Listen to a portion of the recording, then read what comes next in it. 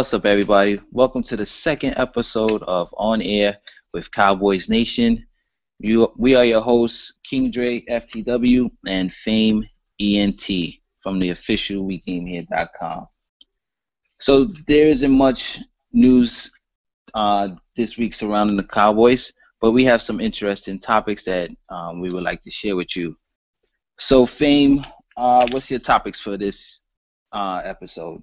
Well, my first topic is, shout out to DarionizKing. He's the shot king. I got to take a shot to this guy, Mark Sessler of NFL.com.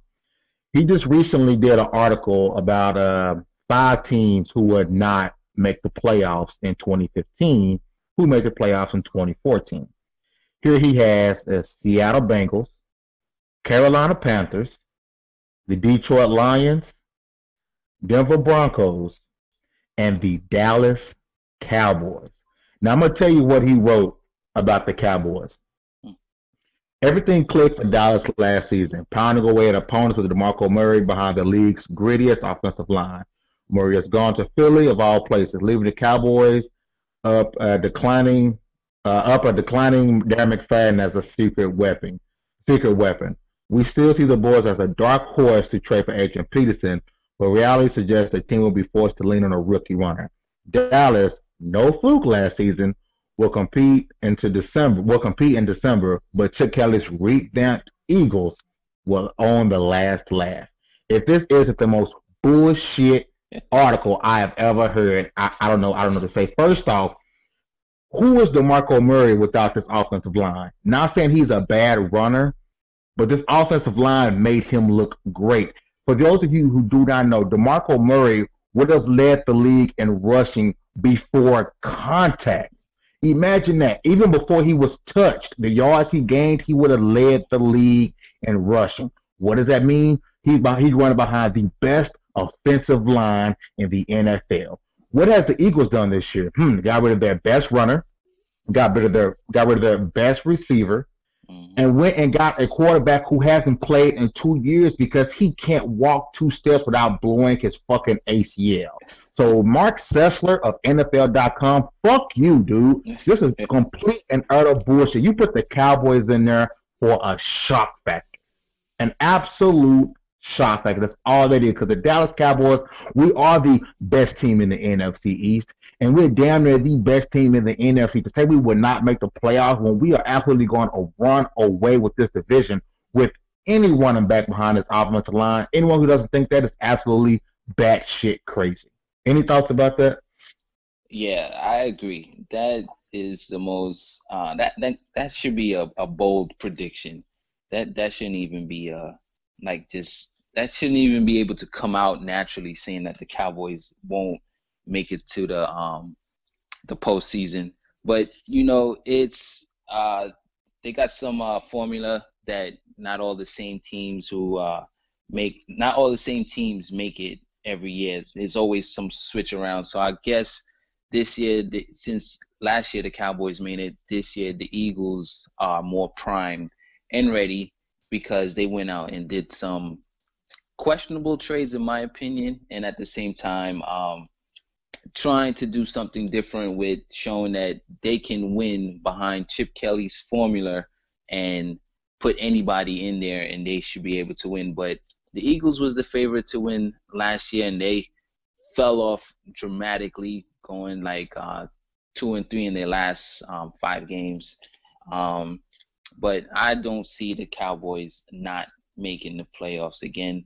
I think even with Joseph Randle and Philip Tanner in the backfield, those guys are more explosive than DeMarco, because DeMarco would slow down and look for contact at the end of a runs when you feel like he could just take it to the house, but he'll just slow down and run into contact and fall down and end the play. But Joseph Randle showed that he can, without the off the field issues with stealing some things that he can buy normally, that he can go to the house. So I think he just put the Dallas Cowboys in there for just to make that article interesting. Yeah, man, because like you said with Joseph Randle, dude, he's like the fastest running back, but he's faster than DeMarco. DeMarco does not have that fifth gear. You Right. know, it's a lot of times that he slowed down. I think he just got gassed. You know, he just does not have that fifth gear. Now, it is a team on here that I do agree with him with that I could see not making the playoffs, Is that and Detroit? now it wasn't Detroit, it was Denver, in my opinion, Denver. Okay. because and the reason I say that is because this is the end of Peyton Manning. Hmm. I think he should have ended last. He looked horrible, dude. The last Yeah. two playoff games he looked horrible. It's almost like he's as he's gotten older, he's getting more exposed. When it comes to a top notch defense, he Hmm. begins to buckle. Now, like you said, every year there's a team that completely falls off the bandwagon. And normally those teams have been good for a long period of time. The Cowboys were 8-8, 8-8, 8-8, and we finally had a good season. For him to say we're just gonna fall off is ridiculous. Now Denver's been good for a long time. They've been ever since, even when they had Tebow, they were still going to the playoffs. Right. And what we've seen out of Peyton Manning the last few seasons, he's not the same Peyton Manning. I know they lost Julius Thomas, which is a big red zone receiver for Target. him. Hmm. I believe Demarius Thomas is holding out for a contract, so I can see Denver really running into some issues. They don't have a top flight running back to take the pressure off of Peyton Manning. The Hmm. defense is okay. I'm not saying they're great. They're okay. Right. So I can see Denver falling off, and what you're saying, I can sort of see Detroit falling off. You don't have Ndamukong Suh, Hmm. which anchored your defense. Yeah. Without Ndamukong Suh in that defense, I could see Detroit falling off. But to put Dallas in there has to be like we both said. It was just a shock fact. He's trying to validate, he's trying to get people to read. Because before today, I've never even heard of fucking Mark Sessler. Only Sessler I've ever known is Adam Sessler. He doesn't fucking do the video game YouTube channel no more. So I mean, this guy was just up there for a complete and utter shock factor, man. Yeah. Yeah. That's all true. And I agree with you with Denver, especially with Wes Welker concussion issues. So yeah, I don't. That was just to make his article interesting. So I got a topic. Since we were talking, since the topic was because the Cowboys don't have DeMarco, that they won't make it to the playoffs. Would you be surprised, even with the impending, hopefully, let's bring home Adrian Peterson, would you be surprised if the Cowboys does not draft a running back in the first round, even though coming into this year, our biggest necessity was defense, whether it be a pass rusher or a cornerback. Would you be surprised if the Cowboys does not draft a running back in the first round? I wouldn't I wouldn't be surprised because of what I said before, that offensive line and our need at cornerback and on defense. With this offensive line, I'm not saying anyone can come out there and get 1,800 yards. That was an amazing season, DeMarco Murray. I'm not saying anybody can get 1,800 yards, Right. but with this offensive line, I believe McFadden can get Mm-hmm. 1,300 yards behind this offensive line. I think Randall can get 1,200, 1,100 yards behind this offensive line if the offensive line stays healthy. And Right. Tony Romo still has that threat with we still have that threat with him and Dez Bryant to go over the top. So you can't really stack the box because you have to double team Dez Bryant. With those factors, there's no reason why we absolutely have to take a running back in the first round. Now, if for some reason, if for Mm-hmm. some reason our guy Todd Gurley falls to the 27th pick, which I don't think will happen, if Todd Gurley falls, you have to take him, regardless of his injury. He is, to me, from what I've seen of him, he is one of those transcendent running backs. He can do everything.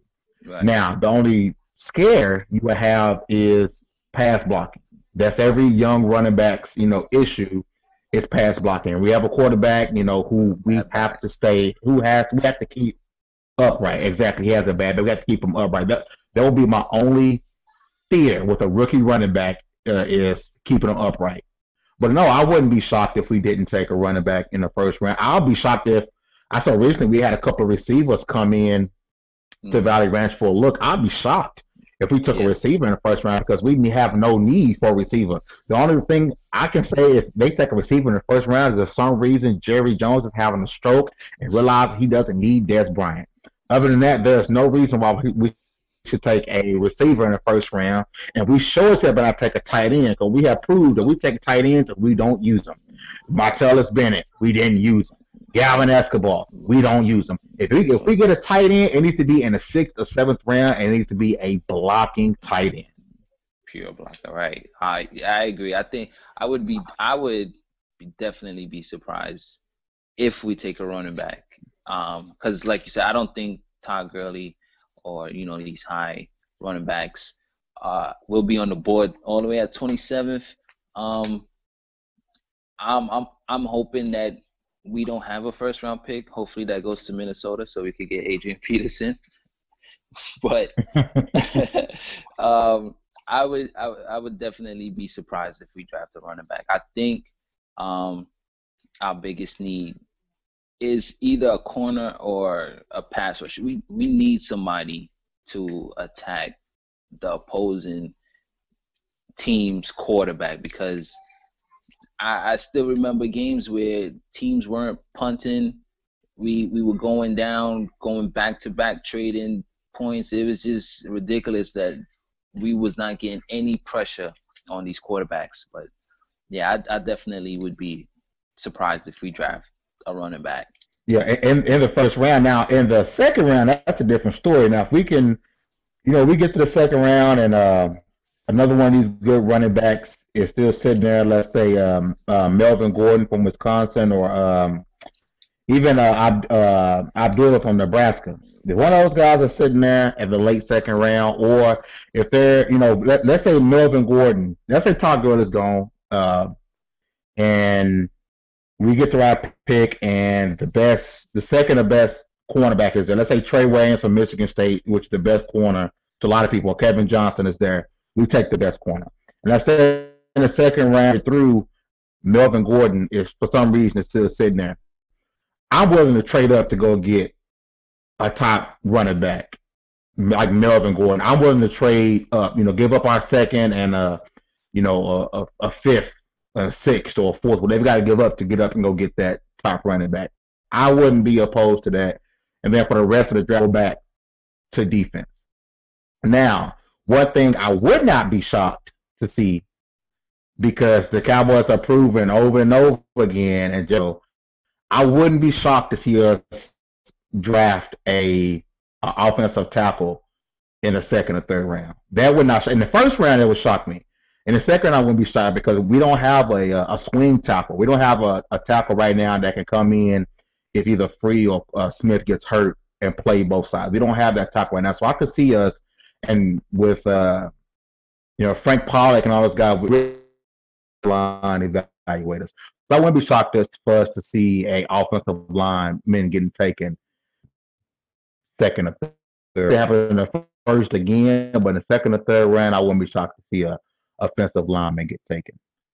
All right, and with that being said, I want to go around the league with you, King Dre, get your thoughts on a few things. Number one, it looks like Anthony Spencer has signed with the New Orleans Saints. Looks like a one-year deal with New Orleans, so he's officially not coming back. I'm not too shocked about that. Le'Veon Bell has been suspended 3 games for substance abuse. He didn't get the 2 games. He got 3 because it was substance abuse, and also, I believe, he had DWI on top of that, so he got 3 instead of 2. Mm-hmm. And then the great 8-time Pro Bowler Troy Polamalu has retired, from the Steelers. Kind of saw this coming. They kind of stretched him out a little bit the past couple of years, re-upping him and taking a pay cut. But any of your thoughts about those 3 rumors that it looks like Anthony Spencer is going to New Orleans, Le'Veon Bell suspension, and Troy Polamalu? All right. It was speculated that Spencer was gonna not return due to I forgot the guy's name. He had tweeted out a picture on our team, and his number was number 93. And being that that was Anthony Spencer's number, it was highly doubted that he was gonna come back. But that's actually a huge pickup for the Saints. Um, Rob Ryan gets a player he's familiar with. It's another blow to our defense. We just seem like we're losing defensive ends and linebackers like no tomorrow. Like it was just, hey, we got defensive players for the league. Come and pick one. Just it's like nobody wanted to stay. But that's crazy. What's his name? Le'Veon Bell. That suspension, I'm gonna combine these two.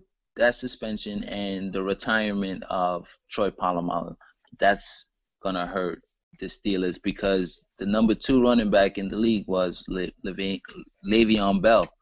So without that help for not really Ben Roethlisberger, but Ben Roethlisberger didn't even really have to do much, but he did put up impressive numbers with Le'Veon Bell in the backfield. So that's going to be huge for them. I don't even know who's their second running back behind them. So if he's gone for any amount of games, 2 or 3, that division is tough. So and Troy Polamalu retiring, that's he's definitely a first ballot Hall of Famer. That guy was so amazing to watch. Even if you're not a fan of the Steelers, just watching him time the jump of the line and jumping over offensive linemen and either tackling the running back or trying to go after the quarterback. It was just fun to watch. But the guy wasn't always healthy. I'm not sure. Did he play his first, not first, but did he play his first full season? I don't think it was last year, but he wasn't always healthy. But when he was on the field, he was fun to watch, and that's a tribute to his testament of what a good player he was, reading offensives and time and snap counts, and just being everywhere on the field. You'll just see Troy here everywhere on the field, just flapping in the wind, chasing anybody, running backs, wide receivers. But shout outs to Troy Polamalu. It's gonna be good to see the Steelers not make it to the playoffs because my cousin is a is a big Steelers fan. So hopefully they don't make it because of these retirements and suspensions to Le'Veon Bell. Yeah, man, and like I said, much respect to Troy Polamalu. He is, like you said, first ballot Hall of Fame. He's one of the greats to ever, play the position. Probably, the, top 3 safeties of all time, if not the best. So big respect to Troy Polamalu. And that running back you were thinking of that's backing up Le'Veon Bell is D'Angelo Williams. Yeah. They signed him off of Carolina this year. Mm-hmm. So, like those first 2 games, I mean, good luck to Pittsburgh because, D'Angelo Williams is not the same running back he was in Carolina. But to the Anthony Spencer thing, I'm not sad, it sucks to see him go, I would love him to, sit here and, keep playing, but and having DeMarcus Lawrence, Right. he would have been nothing more than a role player here. So, best of luck to Anthony Spencer. I got no hard feelings besides the fact that over the last couple of years, he got those big franchise tags and gave us absolutely nothing. Right. But, other than that, no hard feelings. But I think that's all we got today. Anything you want to say, Dre, before we wrap this up? Yeah, I want to get these videos out to a big Cowboys fan on Twitter. His name is Cowboy Chuck.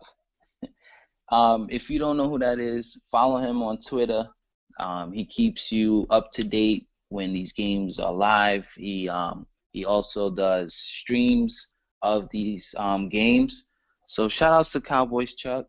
Also shout out to everybody from the official WeGameHere.com. And I'm the biggest Cowboys fan there is, so make sure you follow my YouTube channel. Check out my gameplay vids of Battlefield 4 or Hardline, whichever one I'm feeling to play that day. But that's it for me, man.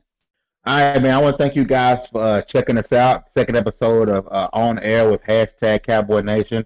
Make sure you guys go out, like, share, subscribe, get this out there, help this segment grow. This is Fame Entertainment, and for King Drake for the win, and the official WeGameHere.com. We out. Deuces.